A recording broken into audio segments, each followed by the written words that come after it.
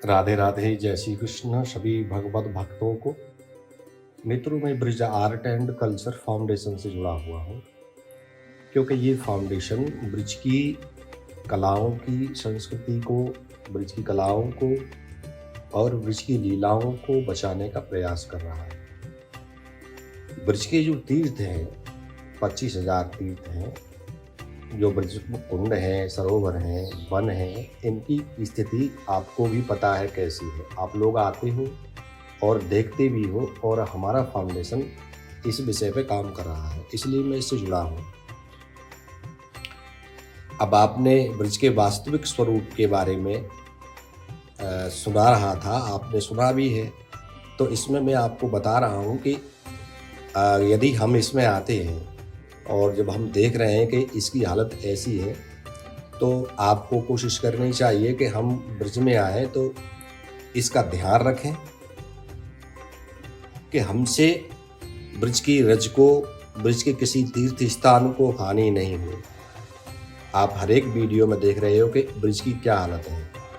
कुंड बताए आपको, बरसाने में आप देख लीजिए कितना बड़ा कचरा इकट्ठा हो गया है। तो ये किसने किया है? ये बड़ा अजीब विषय है।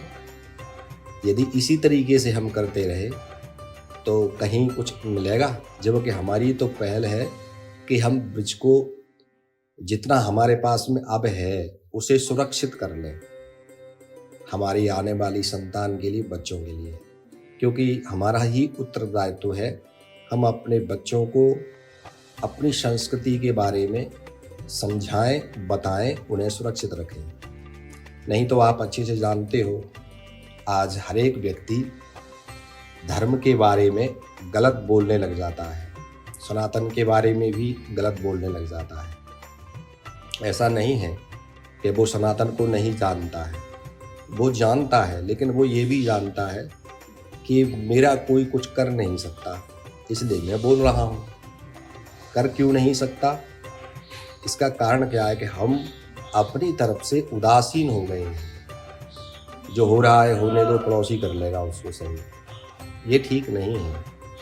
आपको यदि कोई भी व्यक्ति गलत करते हुए दिखता है ब्रिज में, तो उसे टोक दो, उसे रोको, उसे समझाओ, बताओ उसको कि ये क्या है। एक बात मैं आपसे और कहना चाहता हूँ कि आप यदि अपने धर्म को या अपने रिलीजन को जानना चाहते हो तो सबसे पहले आप अपनी माँ से अधिक अटैचमेंट हो जाएं। अपनी माँ से पूछें इस विषय में कि माता, क्या मेरे लिए आपने किसी देवता के दरवाजे पर जाकर के प्रार्थना की थी, या आपने क्या क्या जो पूजाएं की थी, आपके जो आपका विवाह होकर के आया था तो आपने कोई धर्म या कुछ किया था, पूजन आदि किए थे? किसी भी, ये विषय नहीं है कि आप किसी भी रिलीजन के हो तो आप उनसे पूछ सकते हो, क्योंकि वो क्या करती हैं उस वक्त। एक माँ जब बच्चे के लिए चाह करती है तो वो कुछ भी करने को तैयार हो जाती है। ठीक है, आसानी से बच्चा जन्म नहीं लेता, ये माँ का दूसरा जन्म होता है। मैं क्यों कह रहा हूँ माँ से? कि जिस प्रकार से प्रकृति हमारी माँ है, ठीक है, प्रकृति हमारी माँ है, और उस प्रकृति को हम किस प्रकार से क्षति पहुंचा रहे हैं, उसका ही परिणाम है कि आज मिनिमम वृद्धावस्था में स्त्रियां दुखी रहती हैं, और घर में अधिकांश, आज भी ऐसा नहीं है कि पूर्ण रूप से ये मिट गया हो। भारत में लगभग 35 राज्य है, 35 राज्यों में से यदि मिनिमम आप ढूंढोगे तो स्त्रियों का शोषण कितना हो रहा है। उसमें कारण कुछ नहीं है, कारण यही है कि हम अपनी प्रकृति को सुरक्षित नहीं कर पा रहे, अपनी माँ के प्रति हम वफादार, ईमानदार नहीं बन पा रहे हैं। ठीक है, यही हमारी एक बहुत बड़ी कमजोरी है, जो हम अपने रिलीजन पर पूर्ण रूप से विश्वास नहीं कर पा रहे हैं। देखिए, कोई भी हो, किसी भी जीव का बच्चा हो, ठीक है, माँ उसके लिए सब कुछ होती, भगवान होती है। तो अब जब माँ भगवान होती है उसकी, तो माँ उसके लिए क्या क्या नहीं करती, ये विषय बड़ा विचित्र है। आप सोच नहीं पाएंगे कि देखो मेरे पास में कम से कम 100 ऐसी माएँ आई जो अपने जिनको बच्चा नहीं हो रहा है, किसी कारणवश उनको परेशानी हो जाती है या 1-2 बच्चा उनका डिस्ट्रॉय हो जाता है, तो वो मंदिरों की जाने किन किन देवताओं की पूजा करती है। ऐसे आज भी आपको मैं लगभग लाखों व्यक्ति बता दूंगा जिनके जन्म से पहले उन्होंने किसी देवता से मिन्नत मांगी। उनमें से एक मैं हूँ।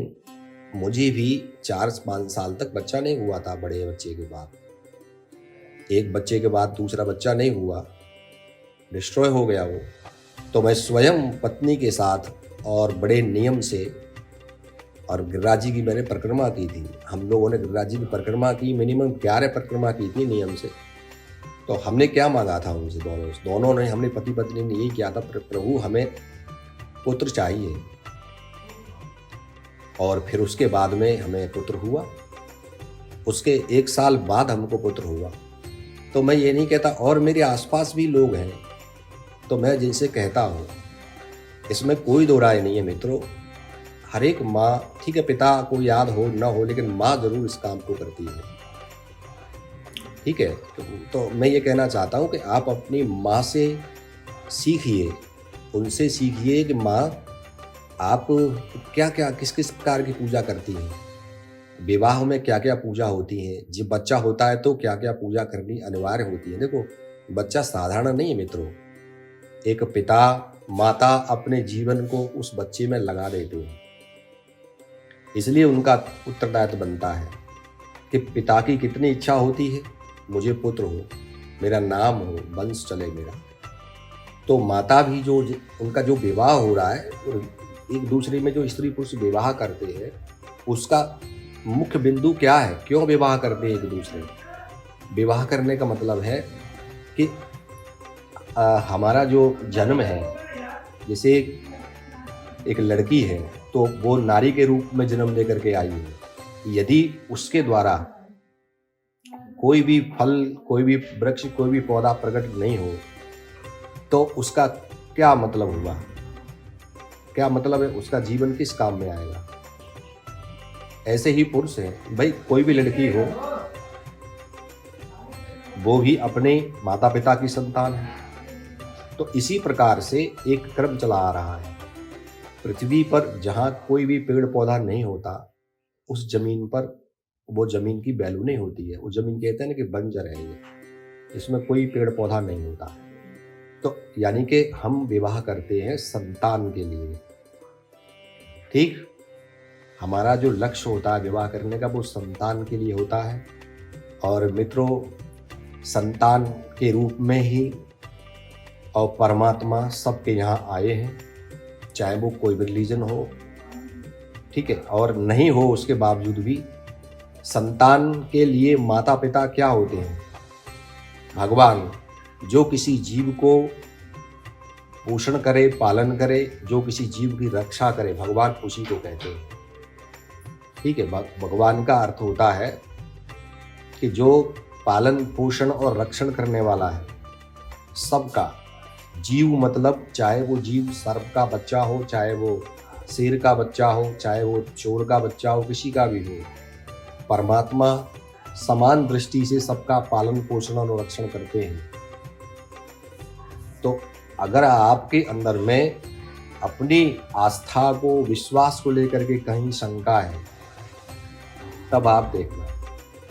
ऐसा नहीं है कि आप लोगों ने शिक्षा प्राप्त कर ली तो आप बहुत बड़े पद पर पहुंच गए, फिर आपको इसकी ज़रूरत नहीं है। कितना भी पढ़ा पद हो आपका, कितने भी आप स्टडी कर लो, एक बात सत्य है कि मृत्यु होनी है, मरना है आपको। दूसरी बात ये भी सत्य है कि आपका जितना भी पद, प्रतिष्ठा, शिक्षा, धन, बैलेंस, बैंक, सब कुछ छूट जाना है। कितनी भी स्टडी कर लो, साथ लेकर के आप कुछ नहीं ला सकते। नंगे आए थे और नंगे ही जाना है, ये ध्रुव सत्य है। ठीक है, और ये भी ध्रुव सत्य है कि पुनरपि जननम पुनरपि मरणम। यदि आपका जन्म हुआ है तो पुनः जन्म जरूर होगा। क्यों? क्योंकि आप जो कुछ भी कर्म करोगे उसका परिणाम जरूर आएगा। यदि आप स्कूल में जाकर के अध्ययन करते हो तो अवश्य आपको ज्ञान मिलेगा वहाँ पर। क्योंकि परिणाम, कोई भी क्रिया करोगे, हर क्रिया का परिणाम आना जरूरी है, और परिणाम आता है। आप कोई भी क्रिया करोगे तो परिणाम आएगा। यदि आप जल पियोगे तो वॉशरूम जाना पड़ेगा, कुछ भी खाओगे आपको मतलब पाखाने जाना पड़ेगा। आप कोई भी क्रिया करोगे, कोई भी कर्म करोगे तो उसका परिणाम जरूर आएगा। अब वो परिणाम पॉजिटिव होगा, नेगेटिव होगा, ये आपकी क्रिया पर मतलब जो है डिपेंड करता है। तो मेरे कहने का तात्पर्य है कि आत्मा कभी भी नहीं मरती मित्रों, वो वापस आती है, और ये जीवात्मा शुद्ध हो। हमें प्रार्थना करनी है इतनी ही कि वापस मनुष्य का शरीर मिले, कहीं ऐसा नहीं हो कि हम सूअर बन करके या खच्चर बन करके पड़े हों कहीं पे। इसके लिए मैं आपसे कहता हूँ कि तीर्थ क्षेत्र में हमें क्या करना चाहिए, तीर्थों को अपवित्र नहीं करना चाहिए। पहले भी लोग थे, ऐसा नहीं कि पहले लोग कुछ मिट्टी खाते थे, वो भी अन्न खाते थे, बुद्धिमान थे।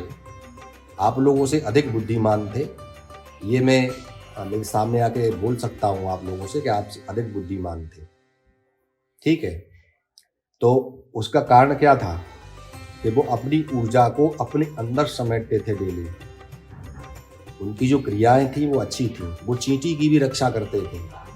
और आज स्थिति क्या है, आज चींटी कहाँ से देखोगे आप तो गाड़ियों में घूम रहे हो। मैं गाड़ी ले लिया आपने, घुरदई से आप आ गए वृंदावन में, और वृंदावन की सड़कों पर गाड़ी घुमा रहे हो या ब्रिज की सड़कों पर गाड़ी घुमा रहे हो आराम से।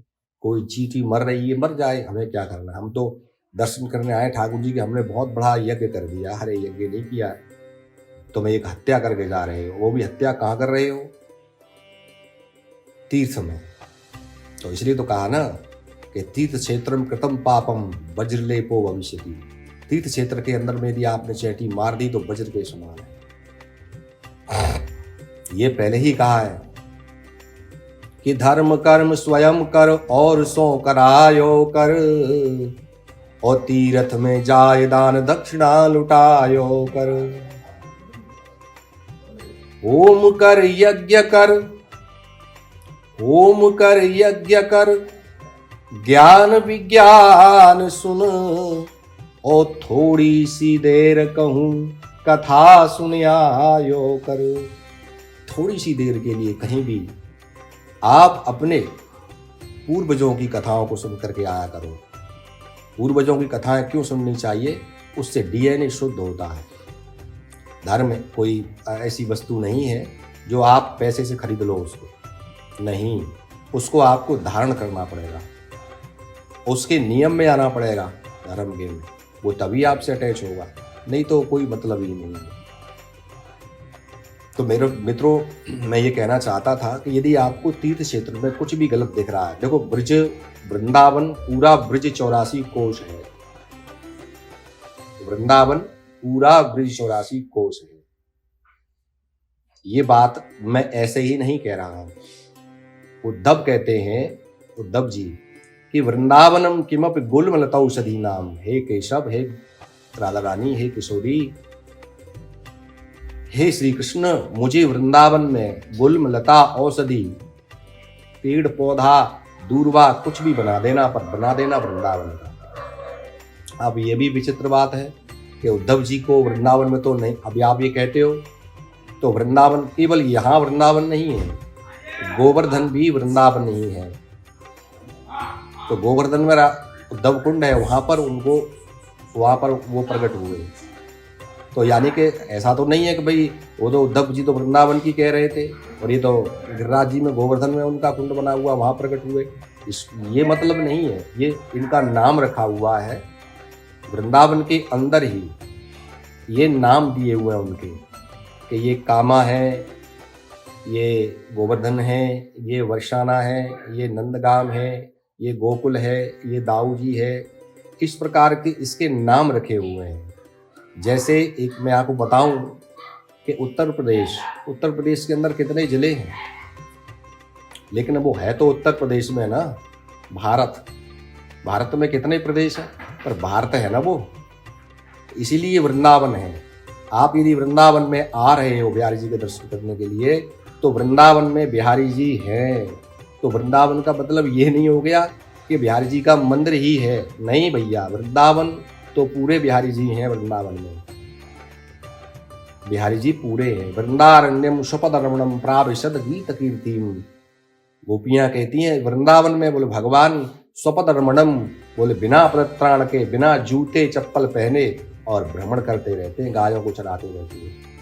यही गोपियां बिना जूता चप्पल पहने, किशोरी जू, लाडली जू, कब कब जूते पर नहीं पहन करके घूमी थी।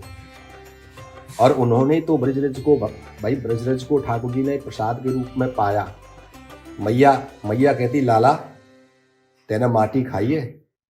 कन्हैया कहते हैं ना मैया, मैंने माटी ना खाई। ग्वाल कहते हैं मैया देख, सबके सामने झूठ बोल रहे हो।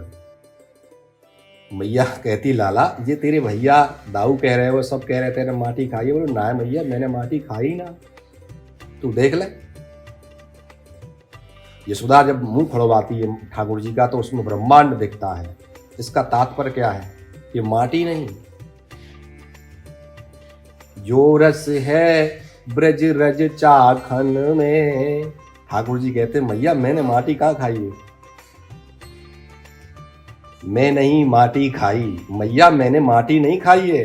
तो फिर बोले जो रस है ब्रज रज चाखन में, सो रस नहीं मेवा दाखन में। मैया मैंने तो ब्रज रज को खाया है, माटी नहीं खाई मैया मैंने, ब्रज रज।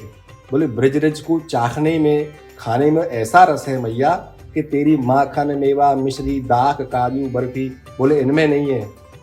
जो रस है ब्रज रज चाखन में, सो नहीं है मेवा दाखन में।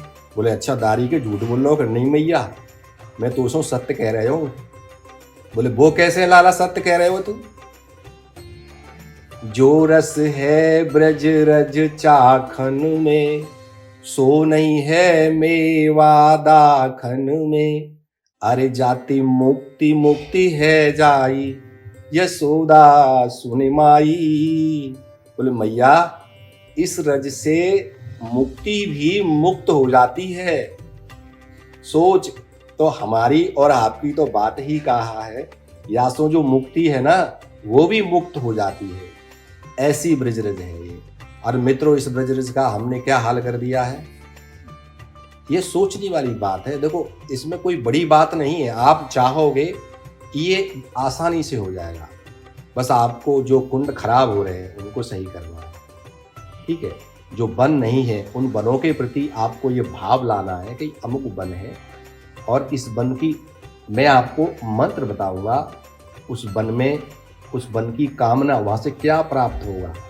सबसे बड़ी मूर्खता हमारी ये है कि हम आज तक ये नहीं जानते कि किस वन से कौन सी चीज़, कौन सी वस्तु प्राप्त हो सकती है। और माला ली, चंदन लगाया और बैठ गए, ऐसा नहीं है। किसी भी कार्य को करने का उसका नियम है।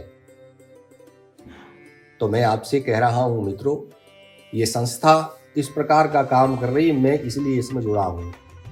और आप नहीं करो ऐसा, अगर आप नहीं कर रहे हो, आप यदि दूषित कर रहे हो तो मैं निश्चित आपको बता रहा हूं कि आयु निश्चित ही आयु नष्ट होनी है। आयु नष्ट होनी वो अलग विषय है, लेकिन दूसरी बात, कीड़े मकोड़े में यदि जन्म मिला तो आराम से फिर खूब विज्ञान पढ़ना और अपना जो कुछ भी तुम्हें पढ़ाई करनी करते रहना।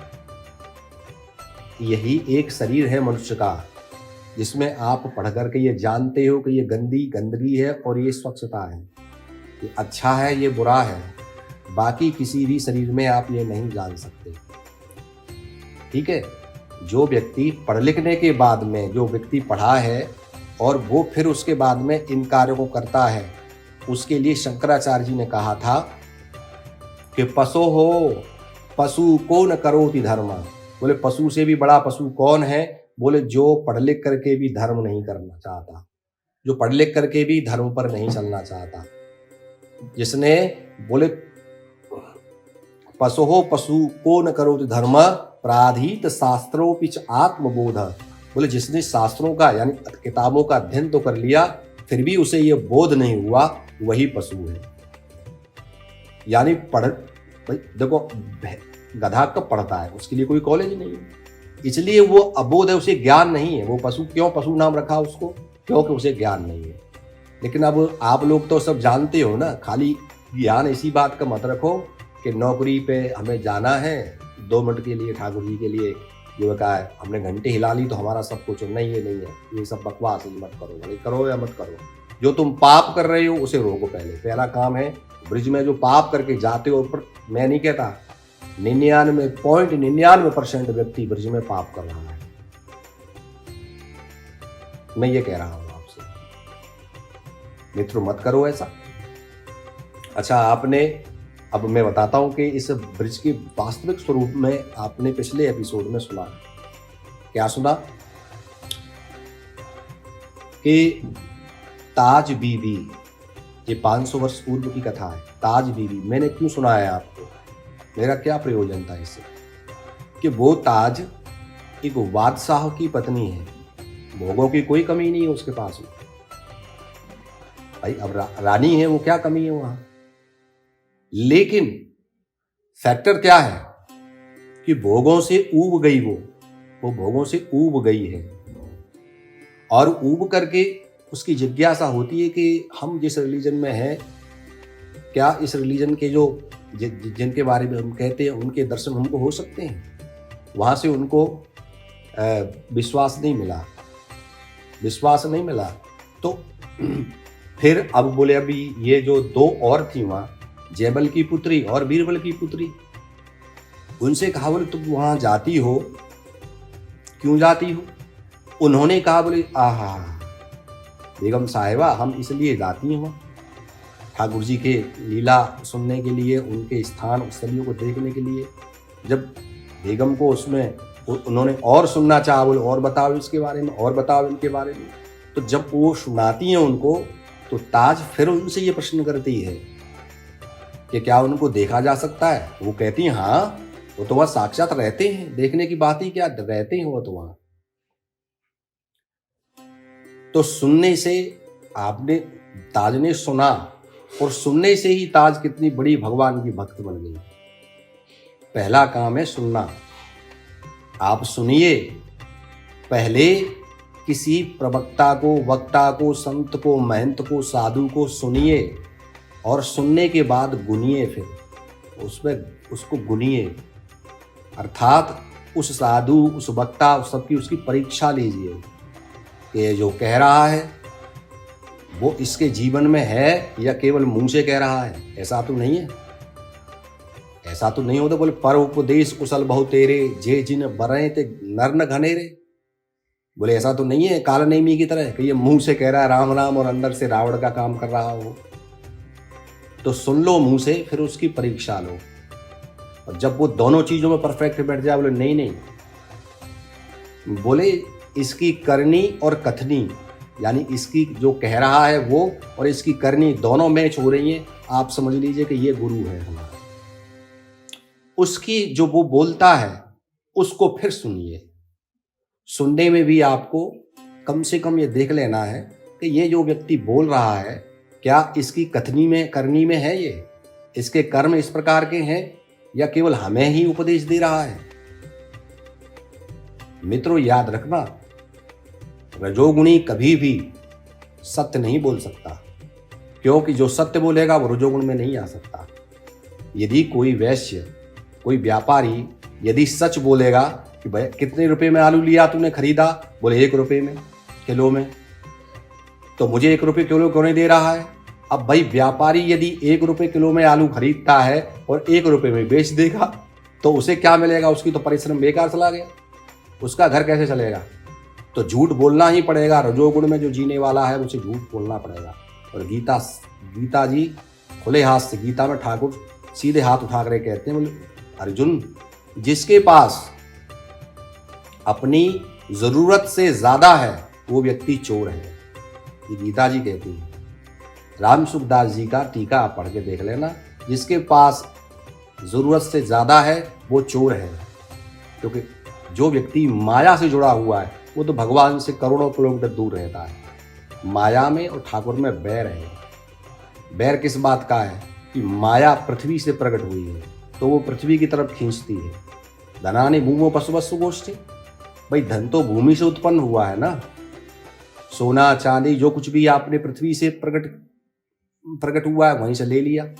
अब पृथ्वी में ऊपर जाने के लिए गुरुत्वाकर्षण है, यानी ऊपर जाएंगे हम तो ग्रेविटी सिस्टम को पार करना पड़ेगा, चुंबकीय। पृथ्वी से जो भी चीज आप पत्थर ऊपर फेंको नीचे क्यों आता है, वो खींच लेती है। बोले अच्छा यहीं का है तो यहीं रहे। पृथ्वी कहती है बोले अच्छा तू यहीं का है ना तो यहीं रहे, ऊपर मत जा। और आपको जाना है ऊपर, क्यों? बोले भू भुवा स्व, भू भुवा और स्व। भू यानी पृथ्वी लोक, ठीक है, और भुवा अंतरिक्ष और स्व सूर्य, ये त्रिलोकी है।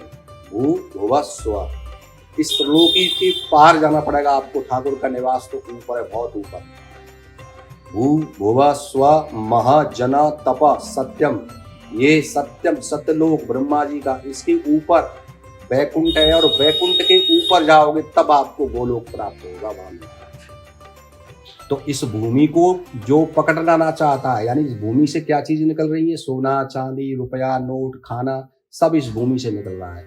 अब जो इस भूमि से टच रहना चाहता है, इसी में रहना चाहता है, वो उसे ज्यादा छोड़ना नहीं चाहता, इसी में जम के बैठ गया है। गाड़ी लोग दुनिया भर के आइटम उसी के जो कुछ भी हैं वो उससे टच हो गया है, वो भूमि से ऊपर नहीं जा सकता। बोले क्यों नहीं जा सकता? वो कहती है ना, बोले तू खींचती है ना वो इसकी तरफ, बोले यही रहे। कहाँ जा रहा है, कहाँ जा रहा है? मेरी चीजों का उपभोग कर रहा है और फिर मुझे छोड़ के जा रहा है, नहीं जा सकता। इसलिए माया को छोड़ना पड़ता है। ठीक है मित्रों, अब हम आपको सुनाते हैं कि ब्रज में जो वन थे उनमें ठाकुर जी की कौन कौन सी लीलाएं हुई थी।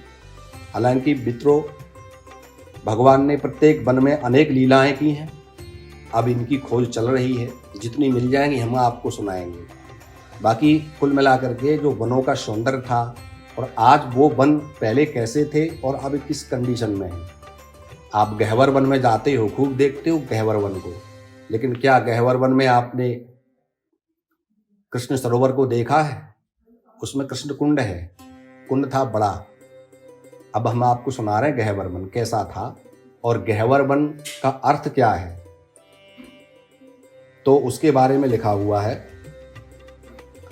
गहवराख्याय रम्याय कृष्ण लीला विधायने गोपी रमण सौख्याय वनाय च नमो नमः। गहवर वन पूर्णतया यानी पूरी तरह से अपने नाम के जैसो ही वन है। गहवर अर्थात घना, यानी कि उसमें बहुत अधिक लता पताएं थीं, कुंज थी उसमें बहुत अधिक। सभी प्रकार के पुष्प थे उसमें, सभी प्रकार के पुष्प थे और सभी प्रकार के पक्षी थे। ये श्री प्रियाजू की मधुर लीलाओं की एकांत विहार स्थली है। मित्रों, एकांत अर्थात एकांत कहते हैं कि हमारे ठाकुर जी के और प्रियाजू के और उनकी जो सखियां हैं उनके अलावा वहाँ अन्य कोई भी व्यक्ति नहीं आ सकता था। एकांत विहार स्थली है। विहार अर्थात वहाँ पर प्रिया प्रीतम जी अपनी अनेक प्रकार की लीलाएं करते थे। ये वन श्री प्रिया प्रीतम के दिव्य मिलन की मधुर सुगंध से, ठीक है, एकांतिक रस विहार से और सखियों के प्रणयावेग से, यानी सखियां प्रणय करती भगवान से मिलने के लिए जो विनय करती हैं, उससे ये किन किन चीज़ों से भरा हुआ है मैं आपको बता रहा हूँ। ये पहली श्री प्रिया प्रीतम के दिव्य मिलन की मधुर सुगंध से भरा हुआ है। गहवर वन एकांतिक रस विहार से भरा हुआ है। गहवर वन सखियों के मिलन के गायन से भरा हुआ है।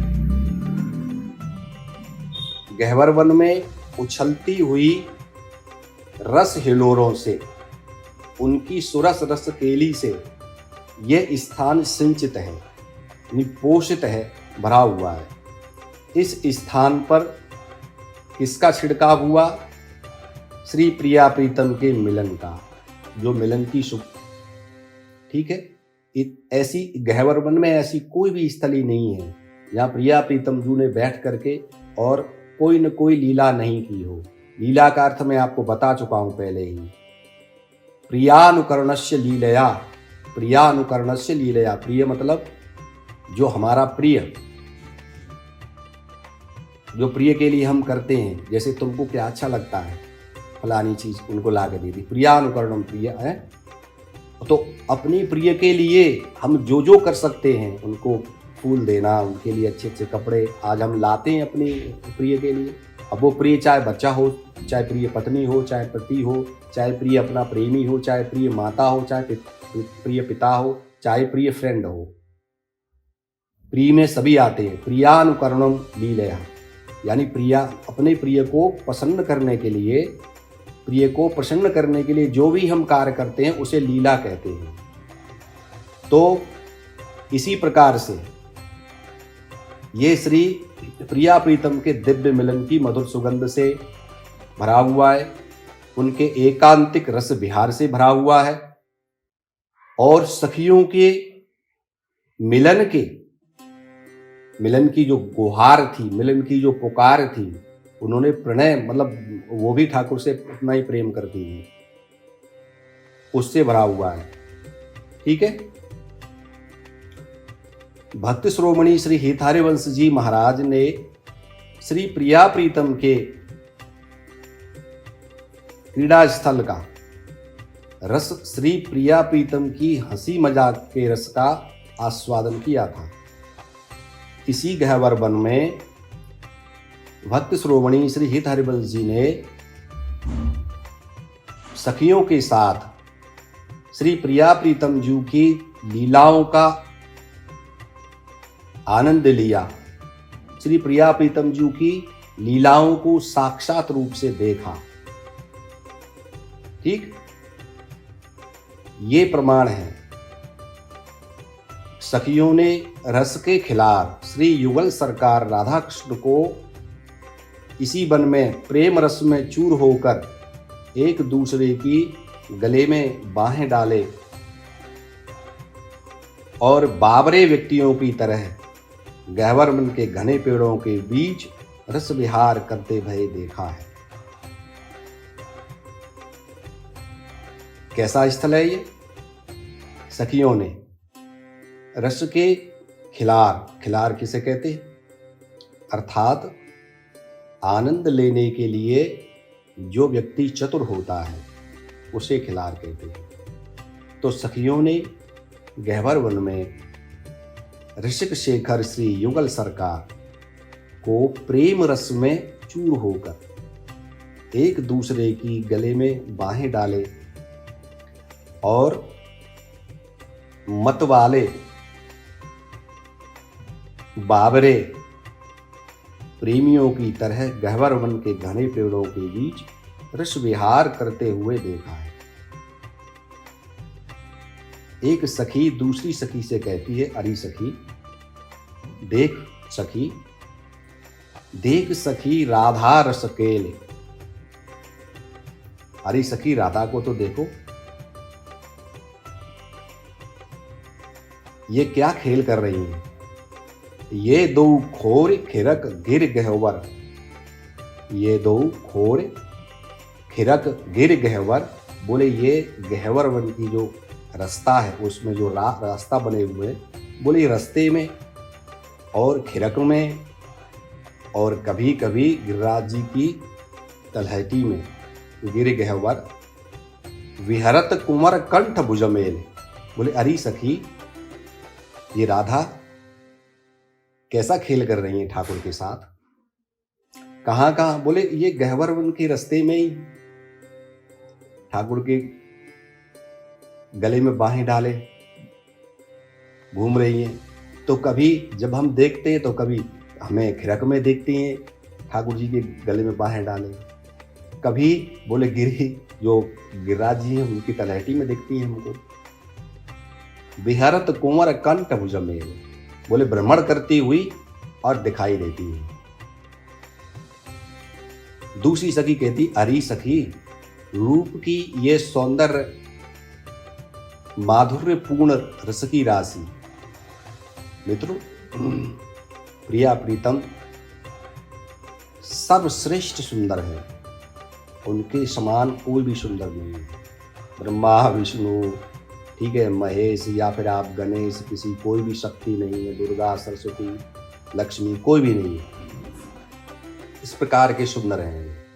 सुंदरता की राशि, मधुरता की राशि, अर्थात मधुरता इतनी कि यदि एक बार कोई उनको देख लेना तो जन्म जन्म की जो उसके अंदर फ्रस्ट्रेशन भरा हुआ है ना, अगर प्रिया प्रीतम को एक बार गंभीरता से और मुस्कुरा करके देख ले बस, तो जन्म जन्म की उसकी जो आग हृदय में है, परेशानी, संतुष्टि एकदम शांत हो जाएगी। जन्म जन्म की प्यास बुझ जाती है एक बार उनको देखने से। पर देखते हम कैसे? मान इन आंखों से नहीं देखते हैं, इन आंखों से नहीं देख सकता, क्योंकि ये आंखें पृथ्वी की चीजों से बनी हुई है, पृथ्वी की चीजों से, यानी मिट्टी से बनी हुई है। इस मिट्टी की आंखों से नहीं दिखेगा। अगर इन मिट्टी की आंखों से दिखता तो भगवान गीता में अर्जुन से क्यों कहते, जबकि भगवान तो अर्जुन के बगल में बैठे थे, अर्जुन के सखा थे। फिर ठाकुर जी क्यों कहते अर्जुन से? बोले अर्जुन कहता, बोले प्रभु मैं आपके दर्शन करना चाहता हूं। लो, अर्जुन बगल में बैठा है और भगवान से कह रहा है, भगवान के बगल में बैठा और वहां कह रहा है, बोले प्रभु मैं आपके दर्शन करना चाहता हूं। समझे? भगवान कहते, बोले अर्जुन तेरी ये मिट्टी वाली आंखों से नहीं देख सकता तू मुझे।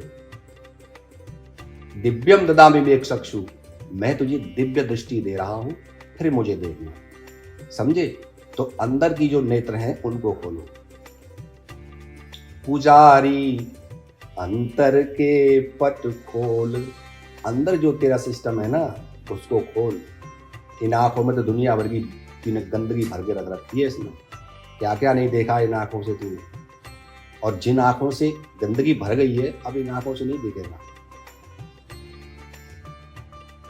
तो सखी कहती, अरे सखी, सुंदरता की राशि, माधुर्यपूर्ण रस की राशि ऐसी लगती है मानो सोने की वेल हो और वो तमाल के पेड़ से लिपट कर शोभायमान है रही है।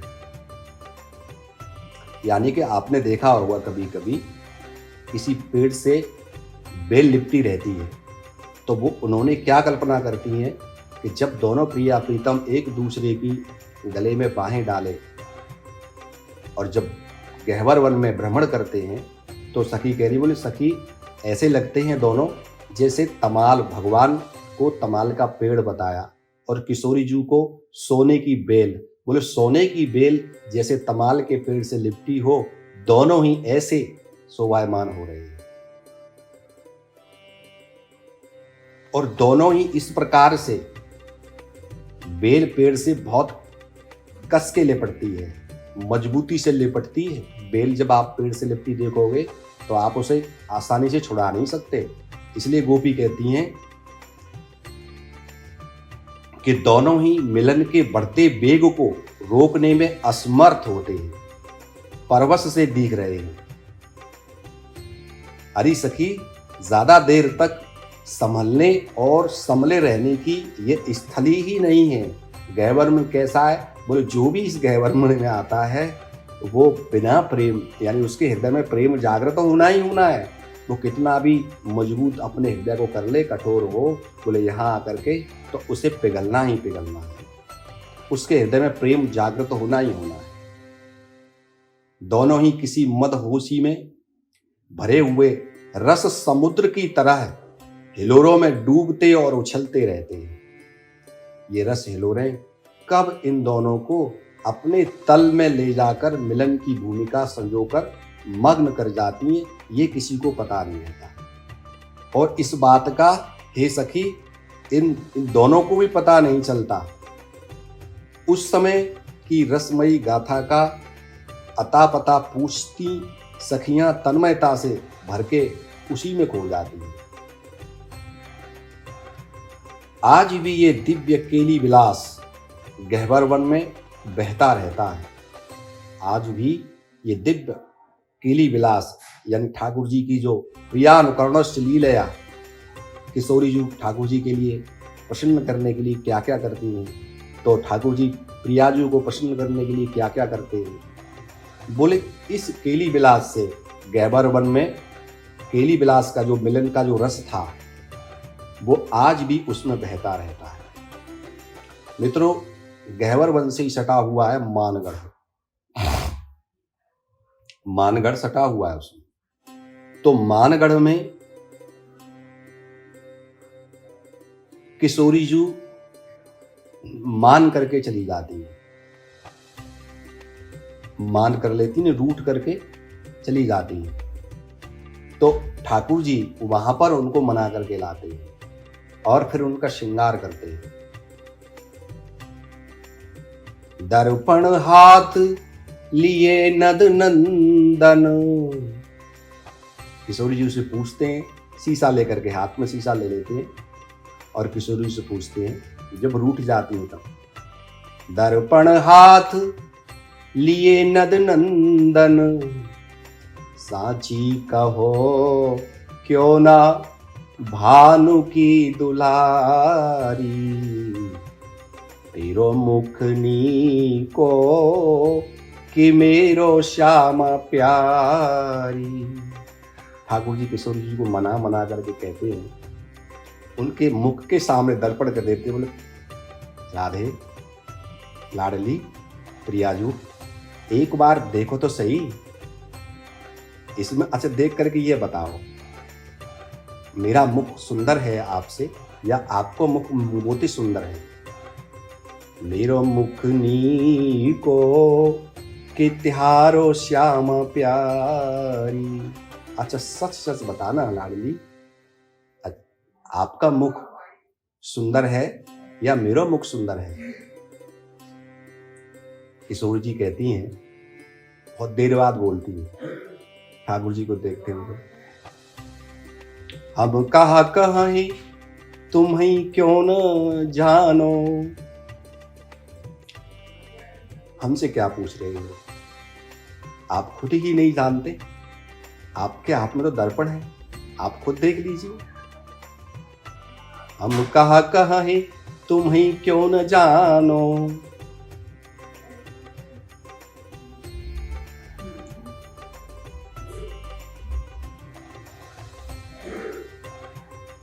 आप देख लीजिए, आप स्वयं देख लीजिए, हम इसमें कुछ नहीं कहेंगे।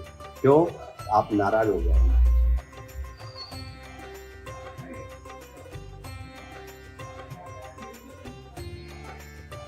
कि नहीं मैं नाराज नहीं होऊंगा, आप तो केवल बताओ, आप बताओ तो सही। किशोरी जी कहती है, मेरो मुख जैसे चंदा की उजियारी, देखो लालजू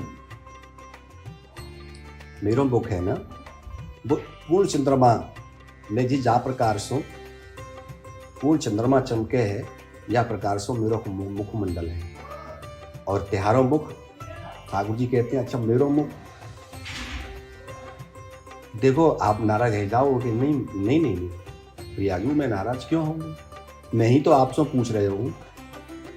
प्यारो मुख जैसे रैन अंधारी, आपको मुख ऐसा है जैसे अंधेरी रात, अंधेरी रात में चंद्रमा कबू कबू थोड़ा थोड़ा चमके। ठाकुर जी मुस्कुराते हुए हंसते हुए बोले, हाँ बात तो आप सही कह रही हो। इस प्रकार से प्रिया प्रीतम जी एक दूसरे से हास विलास करते हुए और ठाकुर जी वहां श्रृंगार करते हैं किशोरी जी का।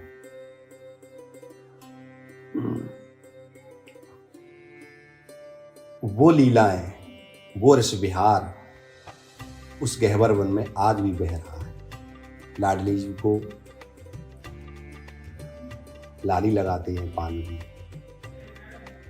जो श्रृंगार होता है पूरा वो किशोरी जी का करते हैं मित्रों। इसलिए वो प्रेम जो उनका वो प्रेम झर रहा था उनसे, प्रिया प्रीतम से जो प्रेम झरा, प्रेम उनके वहां से टपक रहा था। कहते हैं ना कि जनवरी के फरवरी के महीने में बरसात नहीं पड़ती, बरसात आपको नहीं मिलेगी पड़ती हुई, लेकिन आप सुबह ही सुबह नीचे देखोगे तो जमीन गीली मिलती है। वो गीली कैसे हो जाती है? अरे बोले वो कोहरा पड़ रहा था। तो ये कोहरा आया कहाँ से? एक बार बिना बरसात के आ गया कि नहीं बरसात नहीं थी, ये तो कोहरा है। देखो वो प्रेम सिंचित रहता है, आज भी वो भूमि उस प्रेम से सिंचित है। मैंने कहा ना कि ब्रजरज आसान सबसे श्रेष्ठ क्यों बताई कि उनके चरण कमलों से, दोनों के चरण कमलों से वो प्रेम झरता था। उन गोपियों के प्रेम चरण कमलों से वो प्रेम झरता था। मित्रों वो प्रेम झर झर के इस ब्रजरज में मिल गया है। जैसे धरती भीग जाती है उसी प्रकार से ये ब्रजरज भीगी हुई है, याद रखना। इसलिए मैं आपसे कहता हूं बार बार कि बचाओ उनको, इस ब्रजरज का महत्व समझो। ठाकुर जी के मस्तिष्क से जो केसर लगती थी वो केसर गिर जाती है। जब गाय चरा कर लौटते हैं ना वन से, तो उस वन में जाते हैं तो सूख करके वो केसर गिर जाती है। उस केसर को वृंदावन की जो भेलियों की स्त्रियां थी वो उसको उठा करके अपने स्तन पर लगाती हैं। क्यों? बोलिए लाड़ लेती है। किस लिए लगाती थी? वो प्रेम के लिए। वहीं क्यों लगाती हैं? क्योंकि हृदय है वहां पर। इस तप्तंगार समूहस्य, बोलिए तप्त रहता है लाड़ले की याद में, गर्म रहता है। हे प्रभु आप हमें कब मिलोगे? जब तक विरह की वेदना, यानी कि जब तक मिलन की तीव्र आग आपके हृदय में नहीं होगी तब तक वो दिखेंगे नहीं। ये वही गहवर वन है मित्रों, जिसमें श्री प्रिया प्रीतम जी दोनों का जो प्रेम रस है वो झरता था उसमें।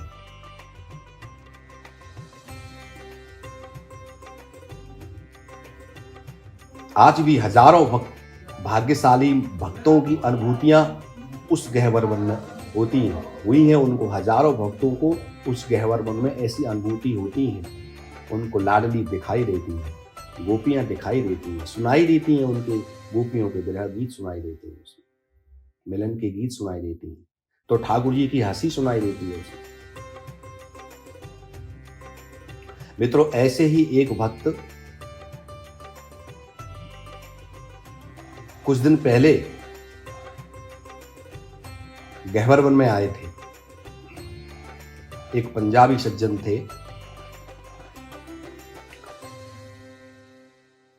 वो उनको किशोरी अली के नाम से अब जानते हैं। अब उनको किशोरी अली के नाम से जानते हैं। वे भक्त रात के समय गहवर वन में और किशोरी किशोरी कह करके चिल्ला रहे थे। दरअसल उन भक्त की पत्नी का नाम था किशोरी, और वो उस पत्नी से बहुत प्रेम करते थे। कम उम्र में ही उनकी पत्नी का देहांत हो गया।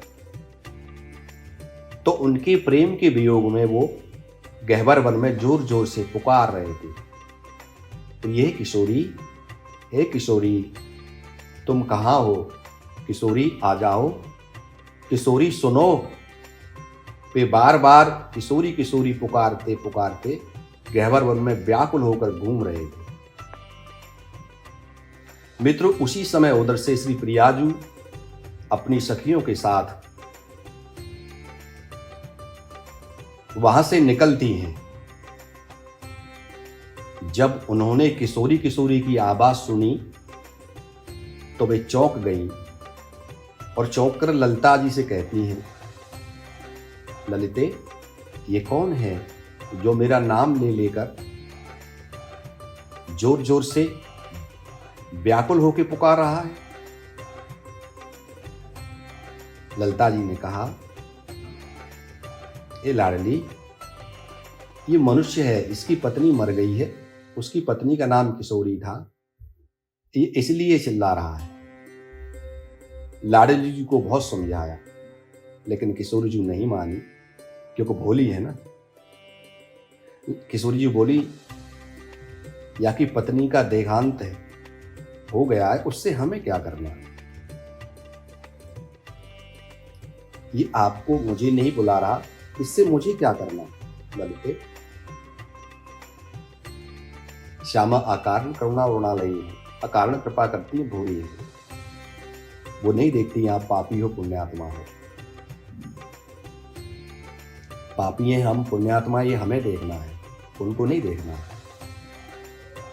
श्री किशोरी लाडली जी ने अपने स्नेह किशोरी लाडली जी ने अपनी स्नेहमयी वाणी से कहा, हे सखी,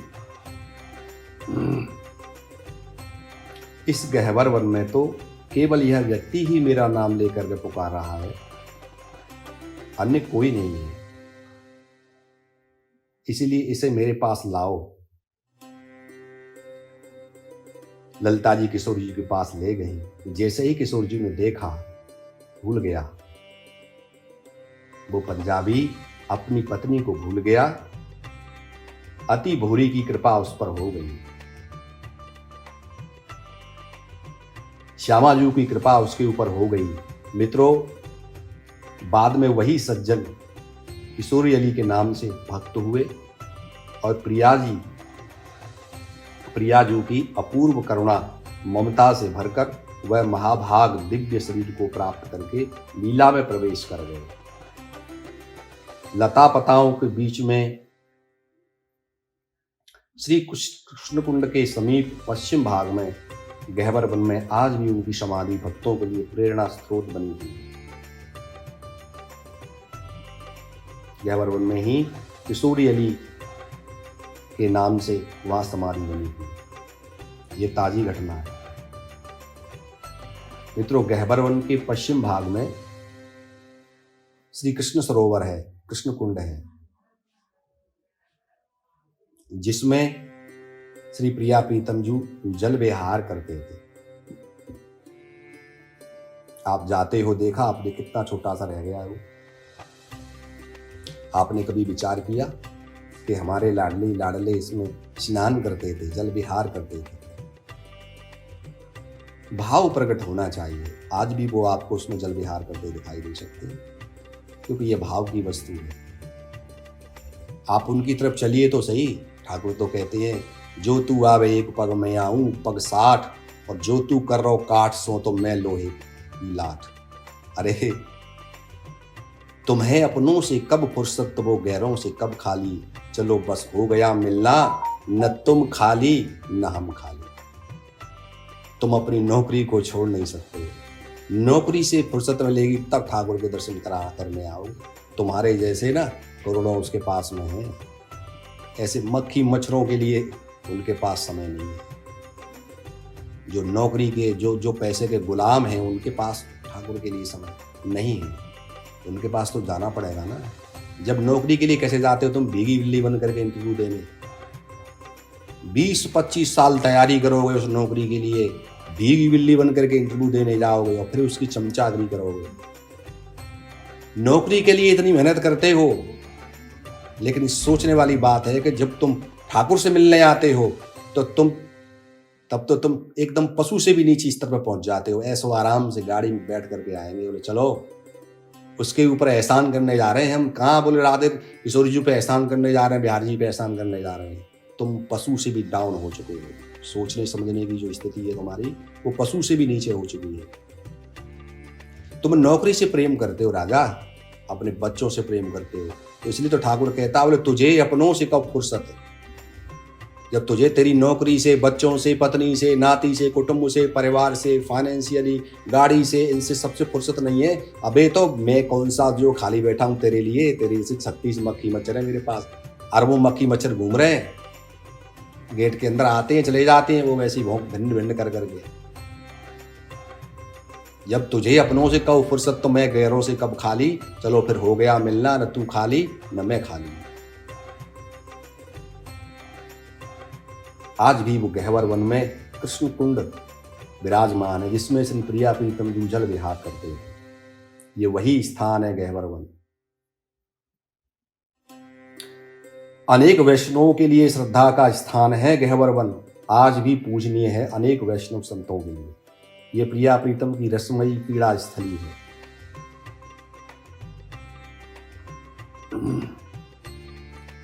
अब एक कथा और बताता हूं, सावधानी से सुनना कैसी है वो गहवर वन की है। श्रीमन महाप्रभु वल्लभाचार्य जी गहवर वन में पधारे। एक बार श्रीमन महाप्रभु वल्लभाचार्य जी गहवर वन में पधारे, तब उन्होंने वहां श्रीमद् भागवत जी का पारायण किया था। मित्रों, उस गहवर वन में एक अजगर रहता था। उस अजगर को चींटियां कहीं इधर से काटती, कहीं उधर से काटती। इस प्रकार से उस अजगर को चींटियां परेशान कर रही थी। और ये अजगर की हालत वल्लभाचार्य जी ने देख ली। श्रीमन महाप्रभु वल्लभाचार्य जी ने उस अजगर के पिछले जन्म की कथा को सुनाते हुए कहा कि देखो, ये वृंदावन का महंत था, वृंदावन के एक आश्रम का महंत था।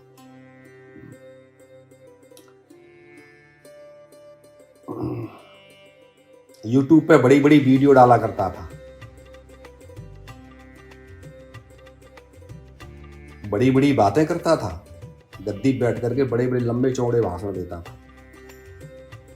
वैष्णवों के नाम से, साधु संतों के नाम से, वृद्धाश्रम के नाम से, गायों के नाम से, ठाकुर के नाम से बहुत धन इकट्ठा किया करता था। धन तो लेकर इकट्ठा करता था, पर उसे वो उसमें लगाता नहीं था। वृद्धाओं के नाम से लिया 10 लाख, 1 लाख लगा दिया, 90 लाख, 9 लाख रुपए अपने उसमें खर्च कर दिया, बैंक में जमा कर दिया। गायों के नाम से लिया 10 लाख, 2 लाख लगा दिया, 8 लाख खा गए। इस प्रकार से बोले ये खाता रहा।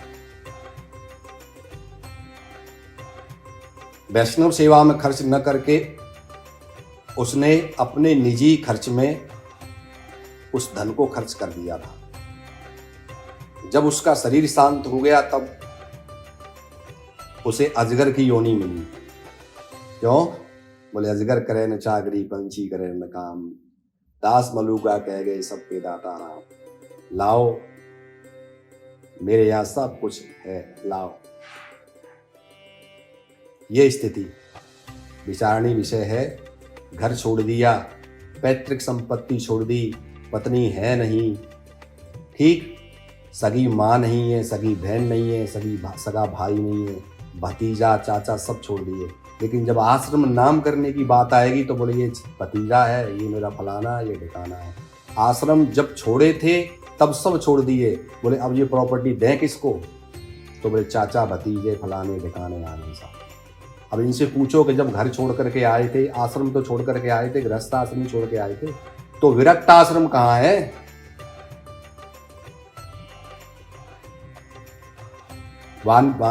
ब्रह्मचर्य, गृहस्थ, वानप्रस्थ और संन्यास्त, ये 4 ही आश्रम है। 5वां, 6वां, 7वां आश्रम कहां से आ गया?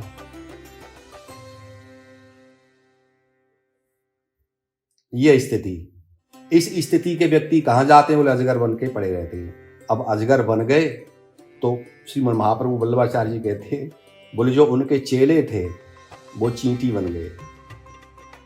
पहले गुरुजी खिलाते थे उनको, अब गुरुजी के पास कुछ खिलाने को है नहीं है, तो चेले गुरुजी को ही खाने लगे। कहते हैं ना कि चेले के पाप को गुरु भोगता है।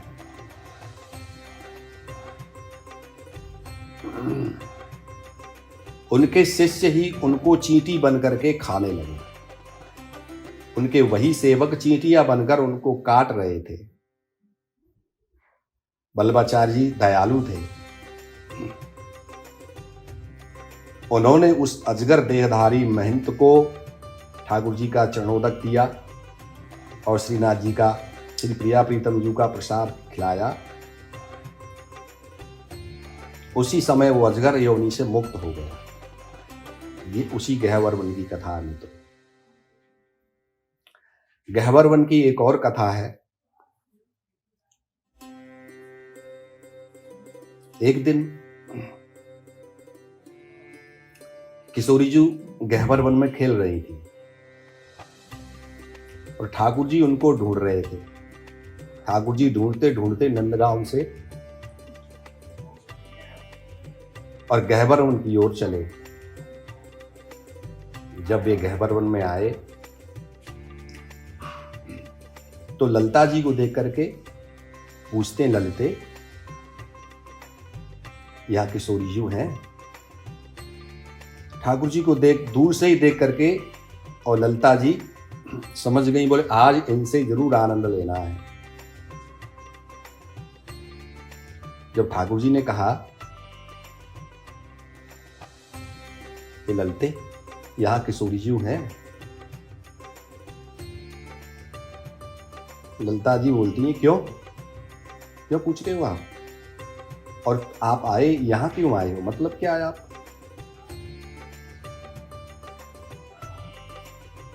अरे सखी, हम श्री प्रिया जी के दर्शन करने के लिए आए हैं। लाडली के बगैर हम नहीं रह सकते ललिते। अच्छा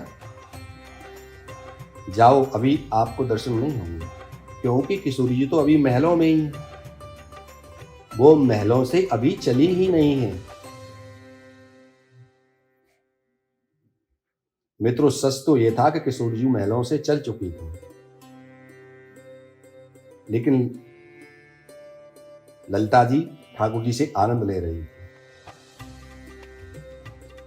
ये लाडली जी की सखियां ये टेढ़े ठाकुर से टेढ़ेपन से ही बात किया करती हैं, क्योंकि ये सखियां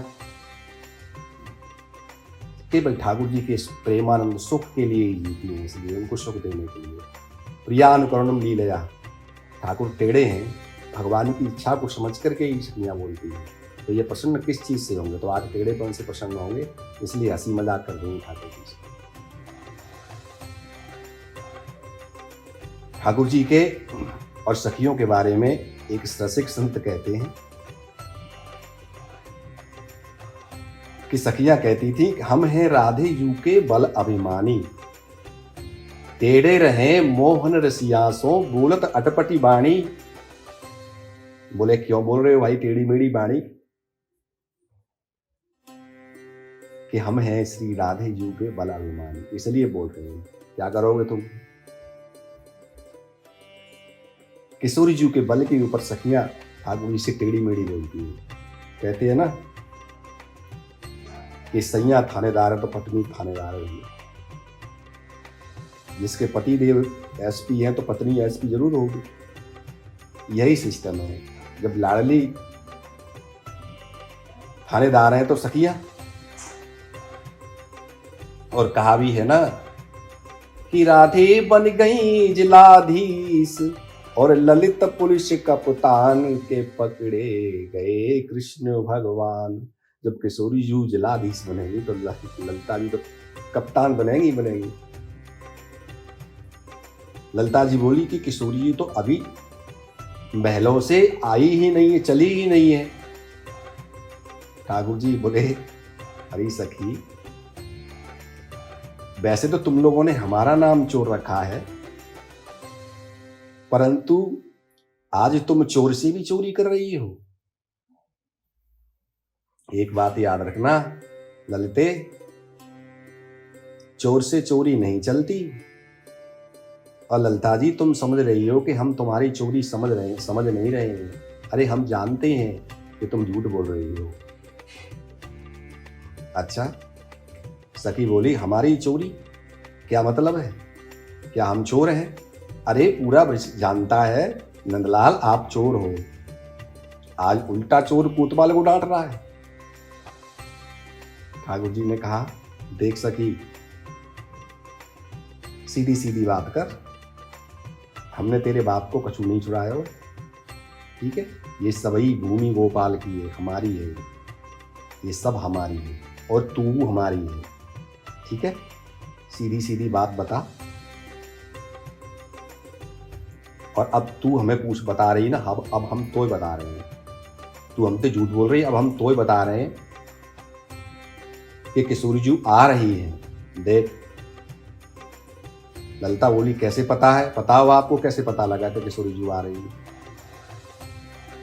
अरे सखी, किशोरी जी जब आती है ना, तब उनके शरीर से चारों तरफ महक फैल जाती है, लाडली के शरीर से खुशबू आती है, इतनी दिव्य सुगंध आती है कि वो दूर से ही बता देती है कि किशोरी जी आ रही है।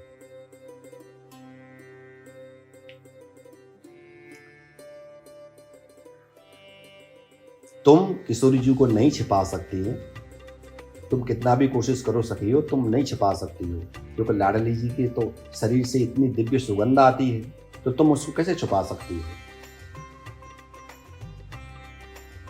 अरे चांद को कोई क्या हाथ से ढक सकता है सखी, हम तुम्हारी चोरी जानते हैं। मित्रों, वहां कहा गया है कि श्री जी खेलती आ रही हैं अपनी सखियों के साथ। ये गहवर वन की वही कुंजें हैं, वही लताएं हैं और वही स्वरूप है।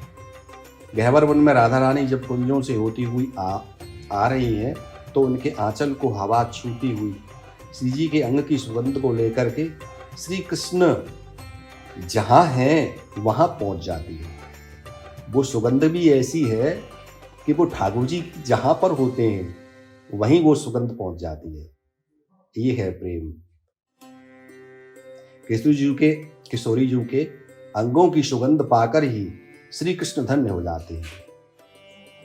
धन्य ही नहीं, धन्य धन्य हो जाते हैं।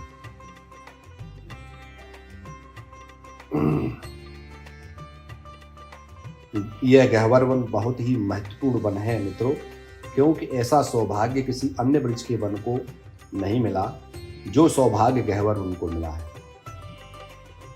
इस वन को श्री किशोरी जी ने अपने हाथों से सजाया है और इसमें दोनों श्री राधा कृष्ण नित्य ही लीला करते हैं।